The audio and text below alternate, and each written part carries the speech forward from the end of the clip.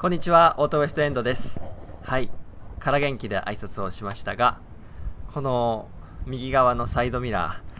ー割れてしまいました。なんてこったいということなんですけども、実はこれ事故とかでも事件とかでもなく、ただ自分がねミスで割ってしまったっていうだけなんです。そのいきさつ経緯としましては、2、3日前にガラコのミラーコートゼロっていう撥水加工のこの施工をしました。でその動画を上げたんですが、これすごい撥水力はあるんですが、表面がめちゃくちゃ繊細な膜で層でできていまして、ちょっと触るとその撥水効果がなくなってしまうという、そういう商品なんですね。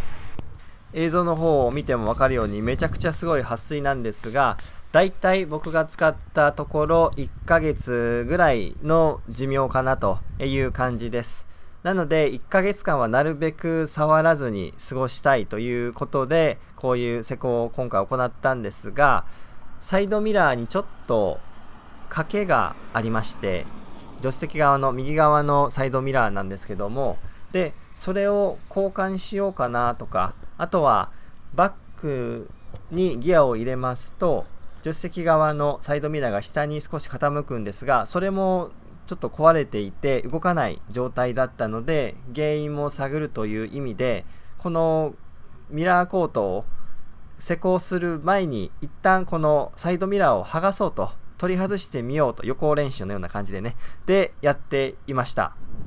事前に準備をしようというのはいい姿勢だとは思うんですけども、取り外し方がまずかった。この今もう全部一旦外そうかなと思ってやっているところなんですが、今左手の人差し指中指ぐらい、ちょうどガラスミラーの左上の部分から僕は剥がそうとしたんですね。ちょうどいい感じの隙間もできまして、これ外せるんじゃないかなと思ってやっていたところ、嫌な音とともにガラスが割れました。一旦これは映像の方はこのミラーの部分だけを外しておりますが、この工程をしたかったんですよね。ガラスを傷つけずに。裏側をこう見てみると分かると思いますが、ちょうど中心部分に円形のこういったクリップが配置されていまして、そこを外していく感じなんですけども、僕が触った位置、それって一番端っこ、そのクリップから距離があるところだったんですね。なので剥がす時にそのガラス面に対してすごい湾曲する力がかかってしまったようです。なので割れたと。でその後マニュアルを見てみましたら、このミラーの下側にクリップヘラなどを差し込んで外すとありましたので、やっぱりこういうミスあるんですかね。ちゃんと従っておけばよかった。ただどこでもいいからヘラを入れればいいんだろうと思ってやってましたが、それが大失敗でございました。ということで、一応このねミラーの部分だけ外すことができまして、下に土台の部分、そしてこの中にモーターがあるんですけども、その部分が見えるように、なりました。そして配線がこの2本ございます。そしてこのミラーの方にもそのソケットといいますか小さいもの2つついていまして、これは、ヒーターミラーですね。走行中にミラーが熱くなって、そして水分を飛ばしてくれるということで、なのでこれがちゃんと機能していればガラコいらないんですが、僕これ壊れてるんですよね。なのでもう撥水加工をしている状態です。僕はそもそもこのヒーターの配線自体がないモデル、そういうものが使われているのかなと思っていたんですが、こう開けてみると配線あるんだと、逆にそこで新発見でした。なのでこれはこの故障してるということ、その後付けでヒーターの機能をつけようかなと思っていたんですが、もうついていて、で故障でつかないということなので、これもちょっと修理方法を考えないといけないなというところです。はい。というわけで、これ外で割れてしまったので家に帰らないといけないんですよね、この後。なのでこのガラス割れたままつけて帰っても走行中にね道路に落ちてもあれだなということで剥がしております。はい、ということで早速家に帰ってこんな感じで eBay でパーツを注文しました。一応僕が買った商品改めてこう見てみますともうなかったので、あれもしかしたら最後の1点だったのかもしれません。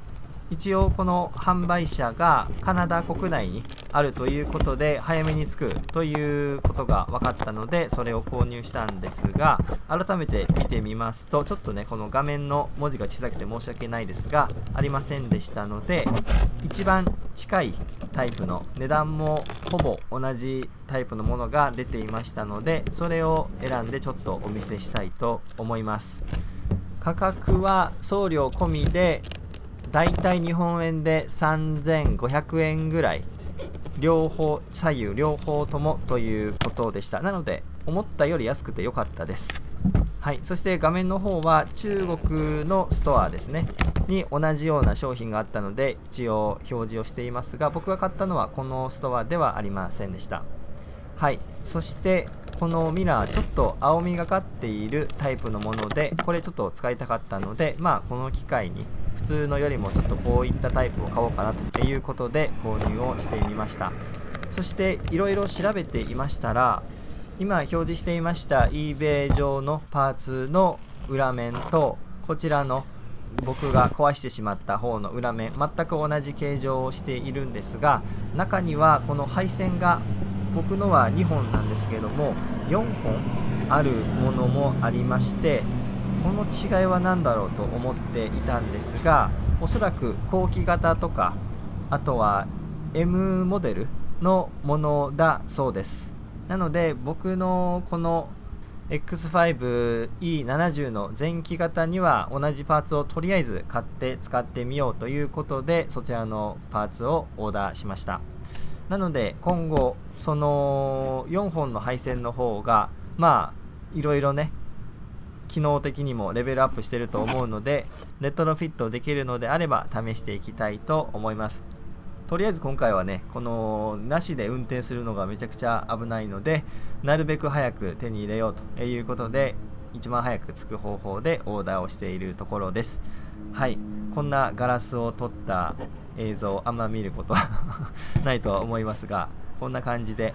薄い塗料が、ね、貼ってあるようです。もう、完全に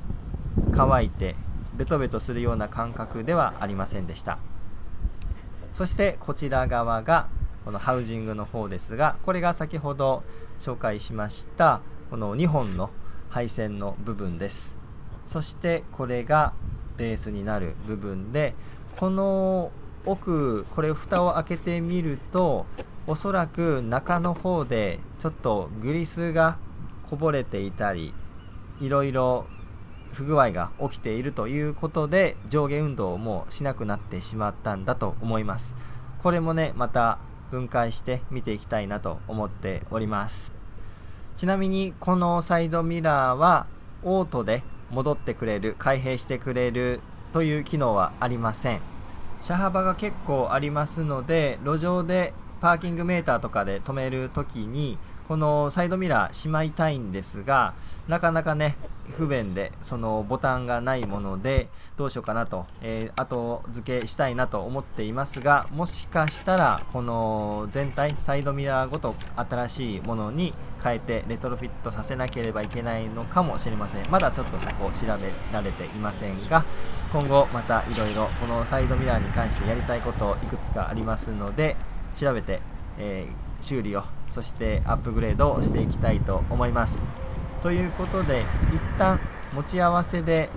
絶縁テープがなかったのでもうマスキングテープなんですがとりあえずということでこんな感じで絶縁をしています。これもねちょっとこのままだと危ないのでまた絶縁テープで絶縁をしていきたいと